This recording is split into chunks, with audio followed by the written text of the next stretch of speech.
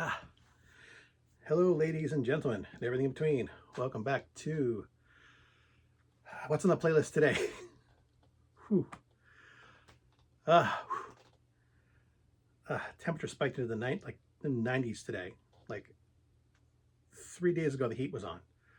Like the furnace came on because it was 45 degrees outside, and now it's 93. Now it's 93. So if I'm a little addled, I'm old too. So anyway, today I want to talk about the album Jefferson Airplane 2400 Fulton Street, which you'll see here. This is a compilation album, basically taking songs from their first, is it 4 or 5 albums? I think it's in here somewhere. Maybe. I thought I saw it. Maybe it's when I was looking online. Who the hell knows? Their first 4 or 5 albums. The band itself, Jefferson Airplane. I just had their artist name. I am just such an idiot. Ballin, that's his name. Ballin he'd been in a couple of bands. He got some investors about a pizza parlor, which he converted into a nightclub. His idea was, a lot of the bands in the San Francisco Bay Area at the time, it was all about folk musicians. All the bars and stuff, clubs were doing folk music, and he wanted to do something different. So his idea was to buy a place, convert it into a club, which he did. He called it the Matrix. No relation to movies, and that his band would be the house band. They would have a place to play their own music the way they wanted to. It was their bar, their club, and they would play their own music. And he gathered other musicians to play with him. From other bands, the band kind of had a rolling roster for like the first couple of years. People would come and go. Their first album, Jefferson Airplane Takes Off. Sorry, I'm just looking at trying to figure out the names of stuff. When they were forming the band, they wanted a female vocalist, so they hired a woman who was not Grace Slick. Their first album, Jefferson Airplane Takes Off, was a woman they hired from another band, and did very well. I mean, she had a very powerful voice, very strong, kind of bluesy voice. And the three of them together, although they had different vocal sounds, they had a unique harmony to them, which really appealed to a lot of people. And RCA Records, which produced the album, was not really satisfied with it because it only sold locally. It only sold in like the San Francisco and the California area, but it sold super well. Like they made a pressing of like 15,000 albums, and they sold 10,000 in the first 2 weeks. So they had to do a second pressing. The band was not happy with the contract because their manager lied to them to get them to sign the contract, and the contract was very predatory. So it took them over a decade to get out of that, to undo the problems of that contract. They fought it legally for years to get the rights to their music back and stuff like that, to get full rights and royalties for their album. Some of the band members didn't like the way the band was going, so they shuffled more members around. The female vocalist that they hired, whose name I can't remember, even though I was just looking at it a second ago, she had a child. She wasn't quite happy with the touring schedule. There's some controversy whether or not she quit or she was fired. It's probably a combination of the two. And Ballin had seen Grace Slick performing for another band, and he kind of lured her away to be their new female vocalist. And she was a songwriter in her own right, which led to Surrealistic Pillow, which was their massive smash breakout album, containing songs like Lather, what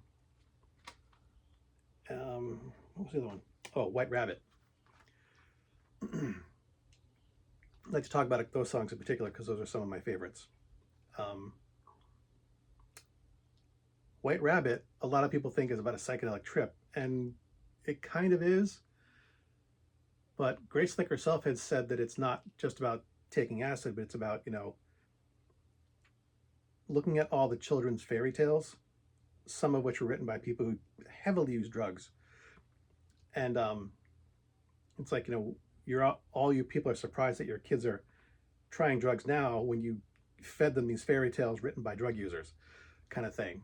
So it was a little bit of that too. But and the the background music was actually inspired by Ravel's Bolero, a very nice classical art piece, which I happen to like as well. They had more creative freedom in this album. Their first album, Let Someone Takes Off, the studio censored 3 songs. There's a couple different pressings of the album. As I mentioned, they almost sold out the first pressing. But the studio execs figured out that decided there were some songs that had some suggestive lyrics, either sexually or drug related, and they demanded that a new recording be made with changes to the lyrics. So depending on which pressing you get for their first album, depends on which versions of the songs you get. Their second album, like I said, they had more creative freedom. They did have, though, the studios did have one song that they asked them to make, which I think was My Best Friend, yes, which is a nice song and I like it, but the studio wanted like a more standard pop song that was guaranteed radio play. And My Best Friend is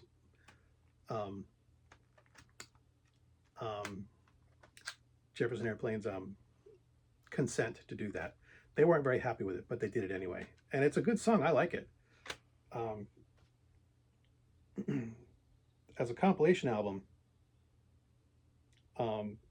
this album kicks ass. I mean, this has every single song that they wrote that charted in any way, shape, or form. It's a double CD set. And I have the CD collection version, which actually has some extra tracks. Jefferson Airplane recorded some Levi's commercials, which are on this as well. The album's title itself, 2400 Fulton Street, comes from basically they bought a mansion with the money they made from their first album. So, and they lived in it. So that was it. Jefferson Airplane was probably the first psychedelic rock band out there. And a lot of that was due to the songwriters all having different influences and inspirations.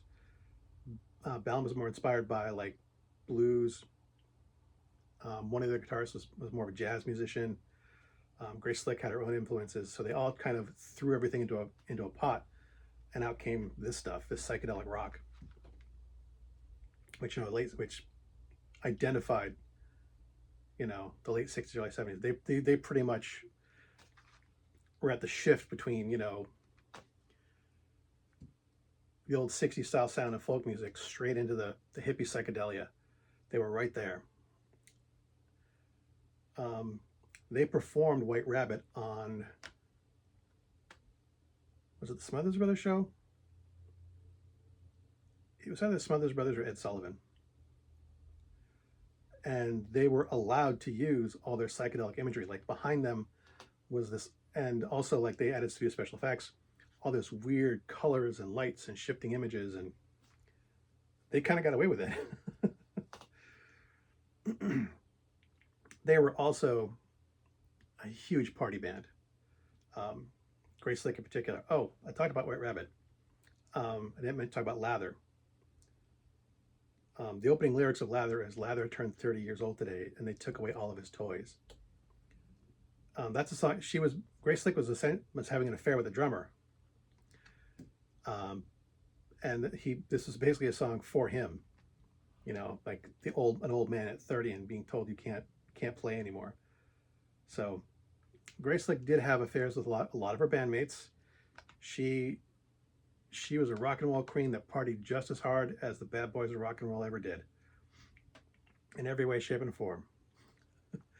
Another interesting thing is how connected all the bands of that era were. One of their albums, it was either takes off her surrealistic pillow, which one of the David Crosby was actually kind of part of making the album. He's not credited with anything. He was on the album. I think he's credited as spiritual advisor. Donovan, who was a big hit overseas, heard them and liked them and helped promote them and get them more national recognition. There are all these little, all these bands that, were iconic of the late 60s, early 70s, just all kind of knew each other and helped each other out. And the bands broke up and formed other bands, and, Buffalo Springfield and,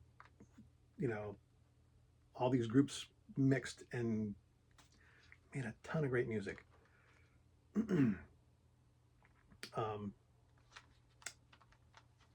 Yeah, I can't think of anything else to say. Just that it's got a lot of great music from the, these guys helped define a generation, or at least a decade. Jefferson Airplane musically helped define a decade, and it's worth a listen if nothing else. So, as always, thanks for watching. As always, my stuff is crap. And until next time, good hunting.